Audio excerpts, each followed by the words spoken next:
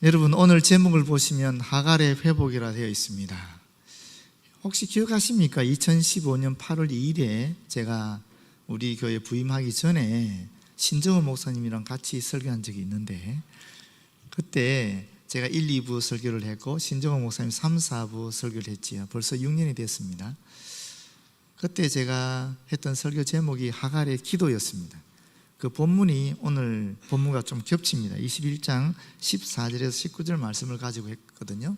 근데 그때는 여호와의 이레라는 주제를 가지고 말씀을 나눈 것입니다. 하나님이 우리 앞서 우리의 길을 예비해 놓으셨다. 우리가 눈이 어두워서 눈이 가려워져서 보지 못하지 하나님께서 이미 우리에게 복을 주시기 위해서 모든 것을 사실은 예비해 놓으셨다. 우리의 눈이 밝아지기만 하면은 그 하나님이 예비하신 길을 우리가 찾아갈 수 있다. 그런 말씀을 갖고 나누었는데, 오늘은 회복이라는 주제를 가지고 이 말씀을 함께 보고자 합니다. 특별히 아브라함의 회복, 사라의 회복 이렇게도 할 수 있음에도 불구하고 굳이 하갈의 회복을 했던 이유는 어디 있느냐 하면은, 오늘 이 본문 말씀을 보시게 되면 이 본문 말씀 속에 이 하갈의 추방 사건이 있고, 이 추방 사건을 통해 아브라함도 회복이 되고 사라도 회복이 되고 또 심지어는 하갈도 회복되는 것을 볼 수 있습니다. 그래서 이 하갈이 여기서는 제가 볼 때 주인공이에요. 이 하갈의 사건을 통해서 어떻게 그 주변에 있는 가족들이 회복이 되는지를 함께 나눴으면 좋겠습니다. 먼저 첫 번째, 하갈의 추방 사건에 대해서 알아보겠습니다. 이 하갈의 추방 사건에는 특별히 아브라함과 사라의 추락과 또 아브라함과 사라의 회복이 나타나고 있습니다. 먼저 사라의 추락입니다. 8절입니다. 아이가 자라매 별탈 없이 잘 성장했다는 거지요. 젖을 떼고 이삭이 젖을 떼는 날에 아브라함이 큰 잔치를 베풀었더라. 보통 유대인들은 이 서너 살 때에 젖을 떼는데 그때 잔치를 베풀었다라는 것입니다. 사라가 본즉 아브라함의 아들 애굽 여인 하갈의 아들이 이삭을 놀리는지라. 이 당시 이스마엘은 17살 내지 18살 정도 되는 아이였습니다. 근데 여기 놀린다라고 얘기하고 있는데, 이 놀린다라는 것이 단순히 장난치는 것이 아닙니다. 이스마엘은 이삭 때문에 상속권이 지금 박탈당한 상태입니다. 그러다 보니까 거기에 대한 원망, 어떤 그런 것들이 자기도 모르게 어쩌면은 자기도 모르긴 아닌가 되게 쌓이고 쌓였던 것이 마침 아이가 홀로 떨어져 있을 때에 그게 표출이 된 것입니다. 그래서 의도적으로 접근을 해서 조롱하고 멸시하고 해코지를 했다라는 뜻입니다. 이 뜻이. 근데 그것을 누가 봤습니까? 사라가 본 것입니다. 사라가 아브라함에게 이르되 이 여종과 그 아들을 내쫓으라. 이 종의 아들은 내 아들 이삭과 함께 기업을 절대로 얻지 못하리라. 여기 내쫓으라란 말은 법적인 절차를 밟아서 하갈과 그 아들 이스마엘을 법적으로 상속권을 뺏고 추방하라는 것입니다. 모든 관계를 끊으라는 것입니다. 굉장히 무서운 말이죠. 그렇지 않습니까? 이스마엘도 상속권이 없다라고 보긴 곤란하지 않겠어요? 자식인데. 그럼에도 불구하고 사라는 강력하게 요구합니다. 이스마엘과 부자 관계를 끊고 하갈과 부부 관계를 끊고 완전히 법적으로 추방하라는 것입니다. 굉장히 무서운 얘기죠. 왜 이렇게까지 했을까? 사라는 두려움에 휩싸였기 때문에 그렇습니다. 사라에게 어떤 두려움이 있었을까? 여러분, 사라의 일생을 통해서 보게 되면 사라는 남편에게 2번이나 버림을 받았습니다. 아시죠? 애굽에서 사라가 너무 이뻤기 때문에 아브라함이 죽을까 싶어서 넌 너희 동생이라 해라 그랬거든요. 그때 애굽 왕이 사라의 미모에 혹해서 첩으로 들으려고 하지 않았습니까? 똑같은 사건이 또 있었습니다. 그랄 왕, 그랄 지역에 갔을 때 그 왕 아비멜렉이 또한 사라의 미모에 혹해서 데려갔었지요. 그때도 아브라함은 죽을까 싶어서 자기 부인을 너희 동생이라 그랬지 않았습니까? 다행히 하나님께서 역사하셔서 풀려나긴 했지만 오히려 더 큰 명예를 얻고 또 재산까지 가지고 나오긴 했지만, 그러나 사라의 마음속에는 2번이나 버림받은 그런 상처가 있는 것입니다. 그러면 남편에게 상처받은 여자는 누구를 의지하겠습니까? 얘기할 필요 없잖아요. 그렇지요? 아들을 의지하는 것입니다. 아들을 바라보고 기대하는 것이죠. 남편에게도 이런 상처가 있는데 사라는 또 종한테도 상처가 있어요. 세상에 자기 종 하갈을 남편에게 줬잖아요. 그런데 이 하갈이 아이를 가지게 되면서 어떻게 했습니까? 주인인 사라를 무시했습니다. 거기 16장에 나와요. 그때 이 사라의 마음이 어떻게 했습니까? 굉장히 분노했죠. 그래서 아브라함에게 얘기해서 나중에 하갈을 학대하게 되지 않습니까? 학대하면 상처가 치유되겠습니까? 그렇지 않거든요. 여전히 그 상처는 남아있는 것입니다. 그런 상처들이 있는 겁니다. 이 상처들이 있었는데 이제 그렇게 기대했던 자신의 모든 미래가 이 아들에게 있는데 그 아들이 해코지 당하는 거예요. 그 아들이 종의 아들로 말미암아 무시당하고 있는 거예요. 그걸 참을 수가 없는 것입니다. 더군다나 생각해 보십시오. 아브라함의 나이가 몇 살이었겠습니까? 100세가 넘었다 안 그랬습니까? 본인도 그런 거거든요. 사실 연배가 있다 보니까 아브라함이 언제까지 과연 이삭이 장성했을 때까지 지켜줄 수 있을까에 대한 걱정도 있었을 겁니다. 만약에 아브라함이 죽어버리면 어떻게 되겠어요? 이스마엘이 이삭의 상속권을 빼앗지 않는다는 보장이 없는 거죠. 거기에 대한 두려움이 있는 거예요. 그래서 이와 같이 이야기하는 것입니다. 이 종의 아들은 내 아들 이삭과 함께 기업을 절대로 얻지 못하리라. 두려움이 사라의 마음속에 이삭이 상속권을 빼앗고 아브라함이 기업을 잃어버리지 않을까 하는 두려움이 사라의 마음속에 깊이 있었을 때 사라는 추락할 수밖에 없었다라는 것입니다. 두 번째는 아브라함이 추락입니다. 11절이죠. 아브라함이 그의 아들로 말미암아 그 일이 매우 근심이 되었더니 그의 아들 이스마엘입니다. 그 일은 지금 이스마엘을 법적 관계를 끊으라는 것이 상속권을 주지 말고 추방해버리라는 것입니다. 이 일 때문에 근심이 되었다. 매우 근심이 되었다. 이 근심이 되었다라는 말을 원어적으로 살펴보면 두 가지 의미로 해석이 가능합니다.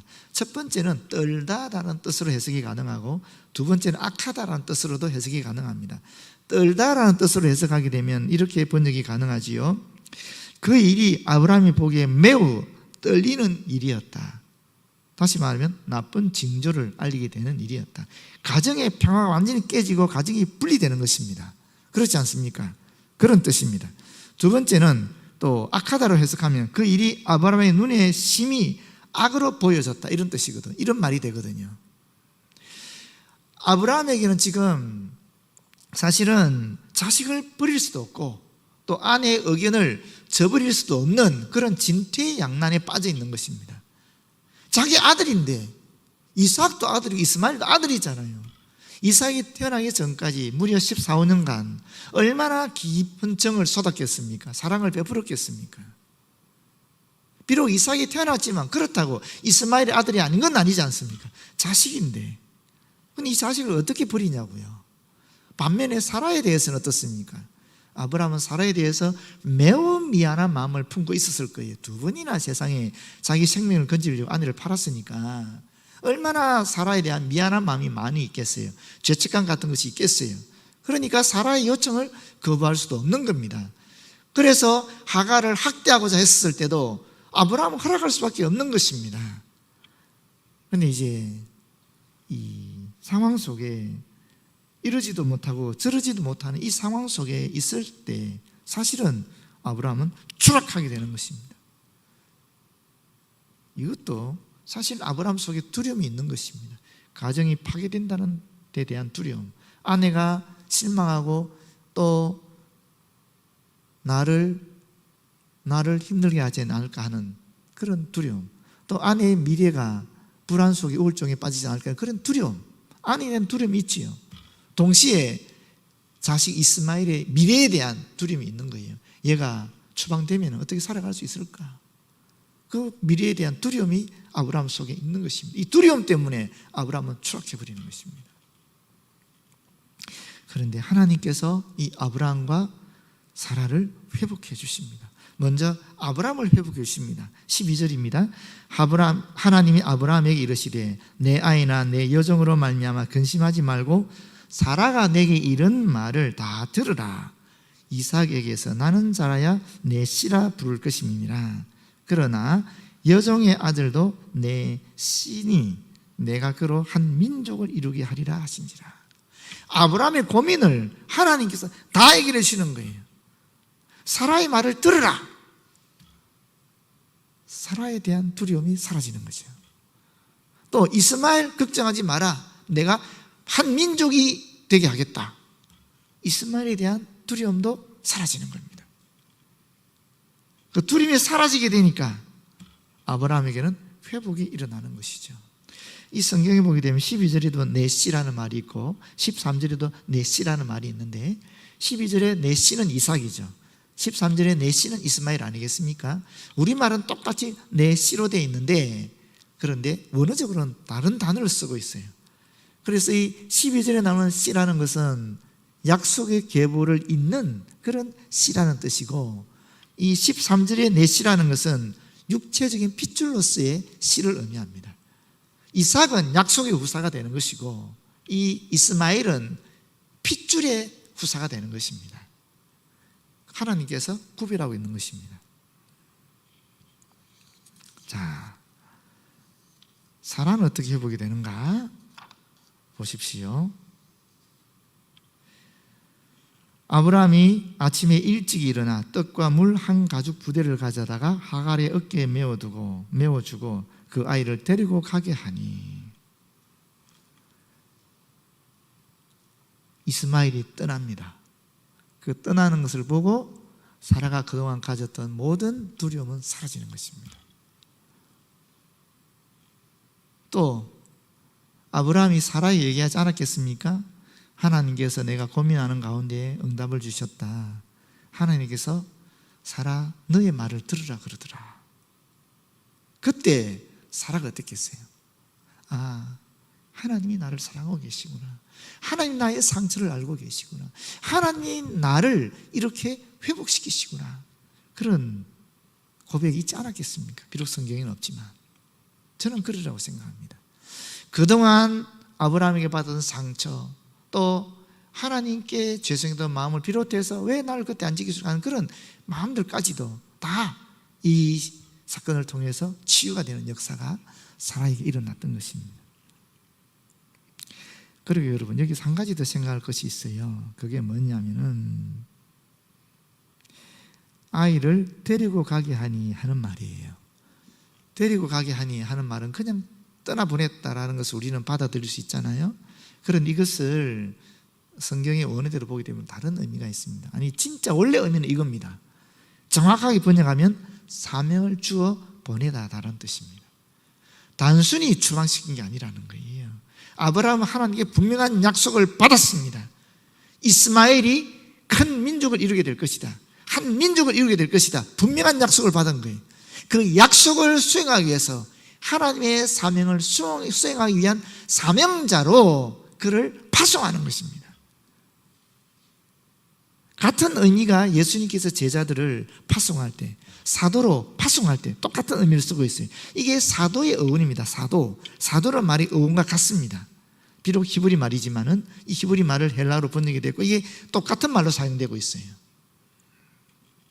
아브라함은 단순히 하갈과 이스마엘을 집에서 내보낸 게 아닙니다. 하나님의 약속을 믿고 그들을 한 민족의 조상으로 파송한 것입니다. 하나님의 약속의 성취를 위한 사명자로 파송한 것입니다. 그 결과 사라는 아들의 미래, 이삭의 미래에 대한 두려움에서 벗어나면서 이삭이 상속권을 확실하게 가지게 됐다는 것을 깨닫고 기뻐하고 있는 것입니다. 이 하갈의 추방 사건을 통해서 사실은 하나님께서 아브라함과 또 사라에 있었던 그런 모든 상처들을 회복시켜주고 있는 것입니다. 동시다발적으로. 그럼에도 불구하고 이 말씀을 보면서 저는 이런 생각이 들었어요. 하나님께서 왜 이 사라를 그렇게 사랑하시나? 이런 얼토당토 않은 그런 요구들을 왜 하나님께서는 다 들어주시나? 그런 생각을 할 때가 있었어요. 제가 이 사라를 생각하면 할수록 이해가 잘 안 되더라고요. 사라가 진짜 변덕이 많은 건지 믿음이 부족한 건지는 모르겠지만 이스마엘 문제가 왜 생겼습니까? 이 가정에 하나님께서 분명히 아브라함을 약속의 믿음의 조상으로 약속해 주셨지 않습니까? 그 믿으면 되는 건데 부인은 지밖에 없는데 자기를 통해서 애가 나올 거 아닙니까? 그런데 사라가 믿음이 부족해서 떨어졌는지 어쩐지는 모르겠지만 결국 아브라함에게 자기의 종을 맡긴 거 아닙니까? 주지 않았습니까? 하갈을. 그 때문에 아브라함이 하갈과 동침했고 아이를 가지게 된 거예요. 엄밀하게 따지면 사라 때문에 이스마엘 사건이 터진 것입니다. 그렇지 않습니까? 그런데 회개는 고사하고 지금 오히려 큰소리 치면서 또 자기 아들 낳았다고 쫓아내라 그러면 남편을 전혀 배려하지 않은 거죠. 남편이 그 찢어지는 마음을 배려하지 않는 것이죠. 어떻게 자식을 끊을 수 있습니까? 부모로서. 그런데 그렇게 요청하고 있는데 그 요청을 하나님이 들어주시잖아요. 저는 이게 이해가 안 되는 거예요. 여러분 이해됩니까? 해도 너무하잖아요. 안 그렇습니까? 하갈이 너무 불쌍하잖아요. 이스마엘은 뭡니까? 이스마엘은 너무 안 됐잖아요. 이스마엘이 잘못한 게 뭐 애가 그럴 수 있죠. 해코지 좀 할 수 있죠. 안 그렇습니까? 상속권 뺏겼는데 그동안 이 후계자로 막 이렇게 칭송받다가 세상에 그 조그만 아이 하나 나오자마자 그야말로 종의 아들이 돼버렸는데 주인의 아들에서 종의 아들로. 그러면 그 17살, 18살 되는 그 아이의 마음을 충분히 이해해 줄 수 있지 않습니까? 우리 같으면은. 그런데 어떻게 해요? 세상에 쫓아내버리는 거예요. 그 요구를 하나님 들으신단 말이죠. 왜 그럴까? 이번에 제가 깨닫게 되었어요. 앞에서 말씀드린 것처럼 사라에게는 큰 상처가 있습니다. 그게 남편에게 버림받은 상처예요. 그런데 여러분, 사라가 어떻게 했습니까? 남편의 생명을 보존하기 위해서 누이 동생이 되었고 심지어 애굽 왕의 처소에까지 끌려갔지만 끝까지 남편을 보호했어요. 실제 아브라함은 내 남편입니다라는 얘기를 하지 않았어요. 끝까지 보호한 거예요. 뿐입니까? 한 번도 아니고 2번 똑같은 일이 발생했음에도 불구하고 사라는 남편을 끝까지 보호하는 거예요. 저는 사라의 마음에 어떤 생각이 있었는지 잘 모르겠습니다.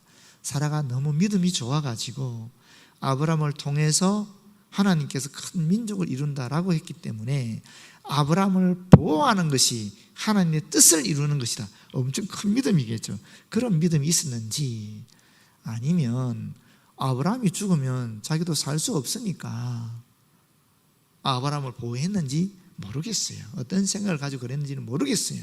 그러나 중요한 사실은 뭡니까? 사라가 아브라함의 생명을 보존했다라는 거예요. 끝까지 그를 지켰다라는 거예요. 아브라함의 말에 순종했다라는 거예요. 복종했다라는 것입니다. 그것을 하나님께서 귀하게 보신 것이 아니겠는가. 저는 그런 깨달음이 이번에 이 말씀을 준비하면서 왔어요. 그래서 우리가 볼 때는 변덕이 심하고 이해가 안 되는 그런 요청을 하나님께 했음에도 불구하고 하나님께서는 이 사라의 요청을 응답해 주시는 거예요. 그러면서 그동안 가지고 있었던 사라의 상처까지도 다 치유해 주시고 약속의 유사인 이삭을 통해 상속권을 보장함으로 말미암아 미래에 대한 두려움까지도 다 사라지게 하신 것입니다. 자, 크게 2번째로 이 하갈의 추락과 회복에 대한 말씀을 함께 하도록 하겠습니다. 먼저 첫 번째 하갈의 추락입니다.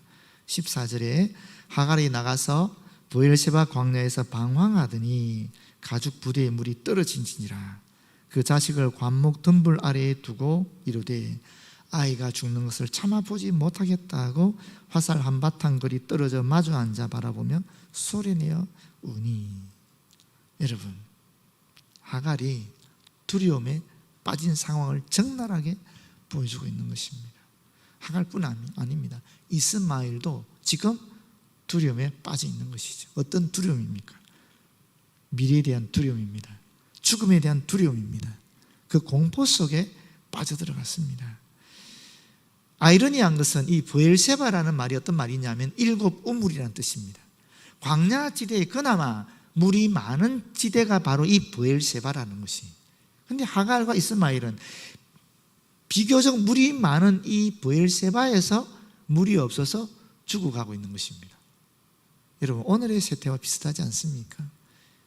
하나님의 말씀이 영생수가 너무나 흘러 넘치는 이 시대에 실제로 사람들은 그 영생수를 마시지 않습니다. 하나님을 찾지 않습니다. 그런 오늘의 세태와 너무나 비슷한 모습이죠. 관목 덤불, 별로 햇빛을 가리지 못하는 그런 나무입니다. 그럼에도 불구하고 지쳐서 갈증이 나서 기진에 있는 아들을 거기 그나마 그 조금이라도 그늘에 두고 떨어져서 소리내서 우는 것입니다. 이때 하갈은 어떤 소리를 내었을까요? 방성대곡이라는 말이거든요. 크게 소리를 질러서 울었는데 어떤 소리를 냈을 것 같습니까, 여러분? 16장에 보게 되면 사실은 사라의 학대에 못 이겨서 이 하갈이 임신한 채로 도망을 치거든요. 그때 하나님의 사자가 나타나서 그에게 말합니다. 다시 사라에게로 돌아가라고. 그러면서 뱃속에 있는 아이 이름을 지어줍니다. 그 이름이 뭐냐면 이스마엘이에요. 그런데 여러분, 이스마엘의 뜻이 뭔지 압니까? 하나님께서 너의 고통을 들었다라는 뜻입니다. 하나님께서 자신의 고통을 알고 계시구나. 자기는 혼자밖에 없는 것 같아서 학대받아 도망을 쳤는데 하나님께서 네 고통을 들었다. 얼마나 크게 위로가 되겠습니까? 더군다나 어떤 약속을 하셨느냐면은 네 아들이 12방백을 거느리는 큰 민족이 될 것이다. 그 조상이 될 것이다. 이런 약속을 주셨거든요. 그 말씀을 믿고 하갈이 다시 사라에게 돌아간 것입니다. 그 학대를 꿋꿋이 견딘 것입니다. 그 말씀을 믿고 견뎌서 지금에 이르렀는데 어떤 상황이 펼쳐졌습니까? 아들과 자신은 쫓겨나서 물 떨어져서 지금 기진에서 죽어가고 있는 것입니다. 자기가 죽는 것은 괜찮아요. 그럴 수 있잖아요. 자식이 죽는 것은 못 보는 거죠. 그 아들이 죽는 것은 볼 수가 없는 것입니다. 너무나 비통한 것입니다. 그래서 하나님께 기도하는 것입니다. 소리치는 것입니다. 하나님, 그럴 수 있냐고. 하나님이 약속하신 대로 내가 돌아가지 않았냐고. 그리고 하나님께서 이 아들이 12방백을 거느리는 큰 민족이 되게 하겠다 했는데 도대체 이게 뭐냐고. 그런 소리를 안 질렀겠습니까? 그렇게 기도하지 않았겠습니까? 이스마엘도 마찬가지입니다. 하나님, 그럴 수 있냐고. 아니, 이스마엘이 17살, 18살 되도록 아브라함에게 신앙교육 받았겠습니까? 받지 않았겠습니까?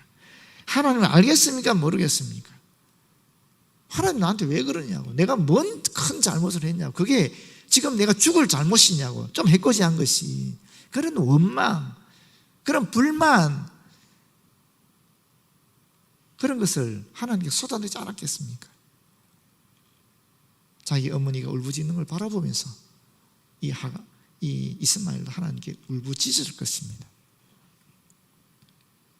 이들은 죽음의 공포에, 미래에 대한 두려움 때문에 둘 다 추락해버린 것입니다. 그런 하갈을 하나님께서 회복시켜 주십니다.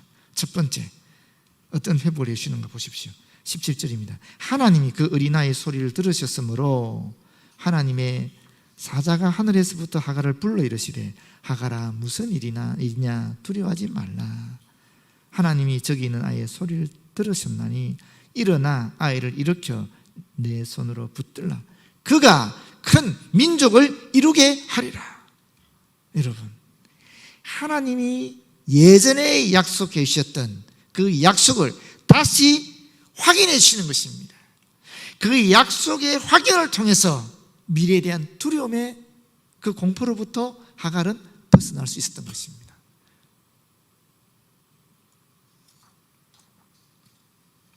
두 번째는 19절입니다. 하나님이 하갈의 눈을 밝히셨으므로 샘물을 보고 가서 가죽 부두에 물을 채우다가 그 아이에게 마시게 하였더라. 샘물은 물이 솟아나는 웅덩이 아니겠습니까? 그 광야지대는 물이 귀했는데 물이 솟아나는 웅덩이에 있으면 햇빛을 계속 받아오면 이 물이 다 증발하지 않아요? 그래서 그 웅덩이에 사실은 덮개를 해서 막았어요. 막고 표시를 해놓는 거예요. 그러면 이 광야를 여행하는 여행자들이 그 표시를 보고 물을 마실 수 있게 해놓은 거예요. 그런데 지금 하갈은 지금 죽음에 직면한 상황이기 때문에 다른 게 눈에 보이지 않는 것이요.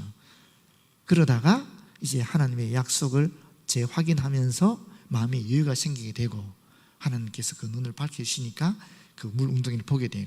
그렇죠? 그리고 그 물을 마심으로 말미암아 자기도 살고 자기 아들도 살게 된 것입니다. 이 죽음으로부터 물을 통해 벗어나게 된 것입니다. 죽음의 공포를 물을 마심으로 말미암아 벗어나게 된 것이죠. 이게 두 번째 회복의 역사입니다. 그런데 여러분 또 하나 더 있어요. 20절에 보게 되면 하나님이 그 아이와 함께 계시며 그가 장성하여 광야에서 거주하며 활 쏘는 자가 되었더니 21절에 그가 바라는 광야에 거주할 때에 그의 어머니가 그를 위하여 애굽 땅에서 아내를 얻어주었더라. 여러분, 저는 이것이 하갈의 세 번째 회복의 역사라고 믿습니다. 왜 그런가 하면 여러분, 하갈은 애굽 사람입니다. 그런데 종으로 지금 아브라함의 집에 왔습니다. 말이 제대로 통하겠어요? 생각이 제대로 통하겠습니까? 마음이 통하겠어요? 외국 갔다 오신 분들 아시죠? 아시잖아요. 외국에서 생활하면 말이 안 통하거든요. 말이 안 통하면 마음이 통합니까? 생각도 안 통하고 마음도 안 통하는 거예요. 그러다가 한국 사람 만납니다. 말이 통하잖아요. 생각이 바로 전달되잖아요. 마음이 통해버리는 거예요. 서울 이야기도 하고 대전 이야기도 하고 학교 이야기도 하고 군대 이야기도 하고 그냥 통해버리는 거예요. 하나님께서 하갈에게 애굽 며느리, 동포 며느리를 허락해 주셨어요. 그 결과 하갈에게는 앞으로 고독하게 살아야 된다는 미래에 대한 두려움이 사라지는 것입니다. 며느리하고 애굽 말로 애굽의 이야기, 애굽의 경험을 함께 나누면서 거기서 고향에 대한 그런 치유가 일어나게 되는 것입니다. 하나님께서 이렇게 세밀하게 하갈을 회복시켜 주시는 것입니다. 이스마엘 마찬가지도 장성하게 되었습니다. 그리고 그로 말미암아 방백들이 후손들이 생기게 되는 것입니다.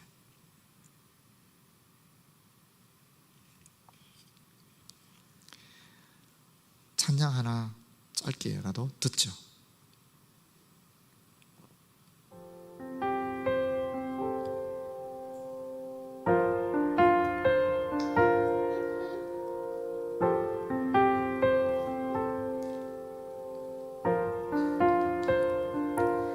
내 아버지 그 품 안에서 내 영혼은 안전합니다. 주 손길로 내 삶을 안으시니 그 평강이 나를 덮습니다. 내 아버지 그 품 안에서 내 영혼은 안전합니다. 주 손길로 내 삶을 안으시니 그 평강이 나를 덮습니다. 나 비록 넘어지며 흔들리지만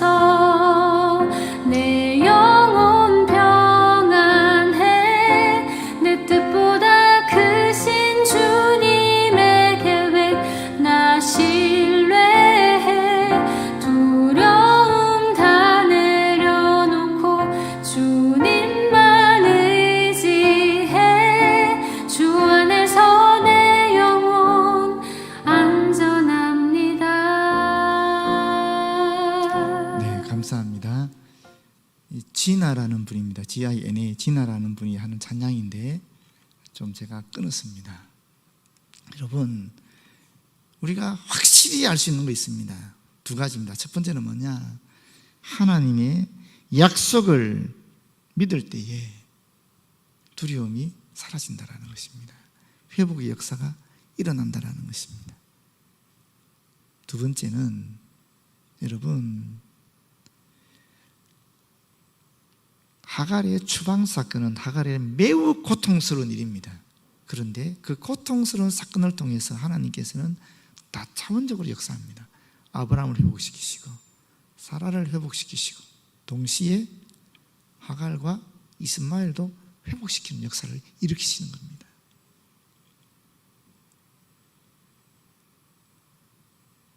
샘물이 누구겠어요? 예수 그리스도 아니겠습니까?